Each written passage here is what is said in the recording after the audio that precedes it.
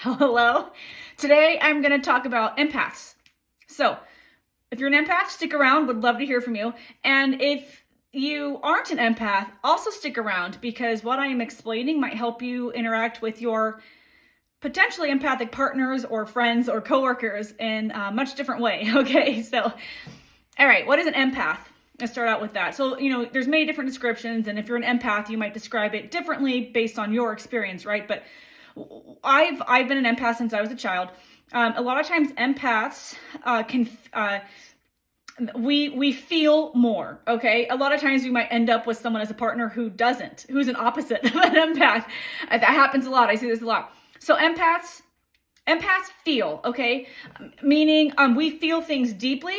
We can feel other people's energy as well. So this is a struggle. A lot of my clients come to me, many of them are empaths, and I find that when I'm channeling for them, I'm a channel. I started channeling 4 years ago after being visited by 2 angels who talked to me for 3.5 hours.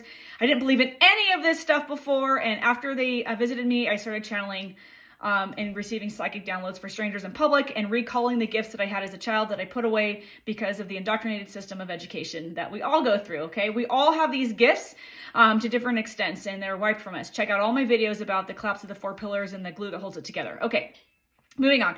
Empaths. So I remember being a child and feeling people's emotions, but I didn't realize that what I was feeling was not mine, okay? So empaths. We feel other people's feelings, but we might not know it. Until you realize this is what's happening, you might have gone through life struggling. I have a drawing here to show you in a minute. Isn't it amazing? I know. I'll give art lessons, highest bidder. I'll take highest bidder for art lessons. Okay. We usually don't realize that what we're feeling a lot of the time is not ours. Not only do we pick up on the energy of people that we are around, friends, as a child, your parents, right? Brothers and sisters, people in church, people in school. We also pick up on collective energy, and until you can realize that that's what's happening, then you may struggle. I have many clients that are empaths, and I'll talk about one specifically. Beautiful soul. She started with using substances in school.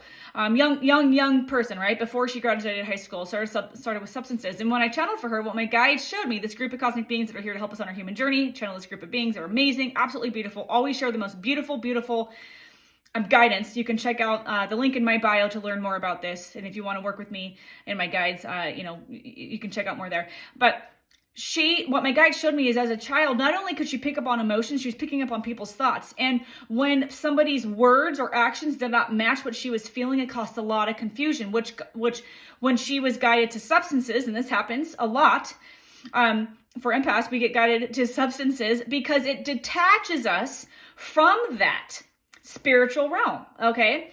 So, I know a lot of very spiritual people who, feel like they need a drink or 2 or 3 at the end of the day, right? Or something else, because it might, especially if you're working with a lot of clients, it detaches you from feeling so much. Okay. Not that I'm promoting substance abuse at all. What I teach people, what my guides help me teach people, is how to learn tools so that you can guard your energy and operate life from a better place, a place with more empowerment and control, so you're not going to substances to disconnect, okay? Because being an empath is a superpower. It's a beautiful, beautiful gift in so many ways. You can turn it into a career. You can help so many people. We're not going to get into that in this video, okay? But so empaths pick up on people's feelings. We can feel if somebody is telling us something, but it doesn't match what we're feeling. We might not realize that that's what's happening, and we're conflicted, right? We get conflicted. We start struggling with our thoughts. It's like we feel like we're getting gaslit potentially. We can't quite put our finger on it. Something's not right. It's because we feel that what the person is saying or what they're acting is not how they're acting is not match what we're feeling from them. So it's really important for empaths to learn how to identify when they're feeling a feeling. Lower vibrational is mostly what I'm talking about. When they're feeling a feeling of fear, anxiety, worry, any of the lower vibrational feelings, anger, learn tools to identify, is this mine? And if it's yours, then work through it, right? Peel back the end and find out where it's coming from, address it. Okay. I'm touching high level here. If it's not yours, then there's tools that you can use to release that energy, disconnect yourself from that energy. You don't even need to know who it's coming from, okay? So operating through life as an empath can be very, very difficult. So if you know someone who's an empath, somebody who feels, maybe they feel like they're up and down, people who are empaths can sometimes go up and down with their emotions.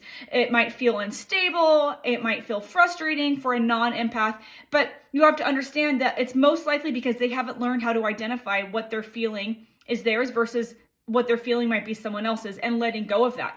So they might be in a high vibration, all of a sudden they plummet because they picked up on someone else's emotion or a collective energy of lower vibration. So be patient, be loving, and really support the empaths in your life. Maybe ask rhetorical questions like, when did you start feeling this way? Do you remember what caused this? And help them identify, is it yours or not? If it's theirs, they can address it. If it's not, they can let it go. So this is the visual my guides gave me, okay?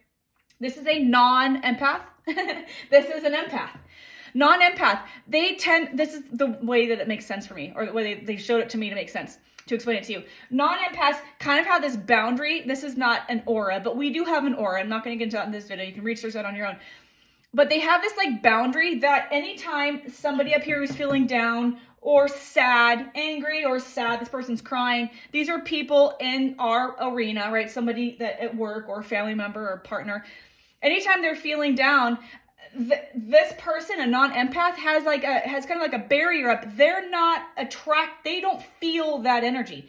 They get to operate within their sphere of energy without the negative implications of picking up on other people's energy. When you pick up on other people's energy, it becomes very, very confusing, okay? Especially when you don't realize that's happening, which empath is happening all the time unless you learn these tools to disconnect from it, okay? This empath, in blue, these little dots, this is representing kind of like an open field, right? Like a screen. So if these same people who are feeling down and they're sad their energy is infiltrating the screen. It's not a barrier like this, right? So it's infiltrating the screen. So now this person who might have been going about their day all fine and dandy, skipping along, picking daisies, all of a sudden is feeling down and can't figure out why. You might want to go to bed, might start feeling depressed. It's because they're picking up on the energy from other people because they have not yet learned how to seal their boundary, right? And let go of and release the energy of other people that's coming in. Now, this can happen with other people. It can happen with, if things are happening around the world. This is why empaths have to be very, very careful about, the type of information you're consuming out there. If the information is bringing you down, it's going to impact you in an even deeper way than a non-empath, okay? Because non-empaths have a natural built-in barrier.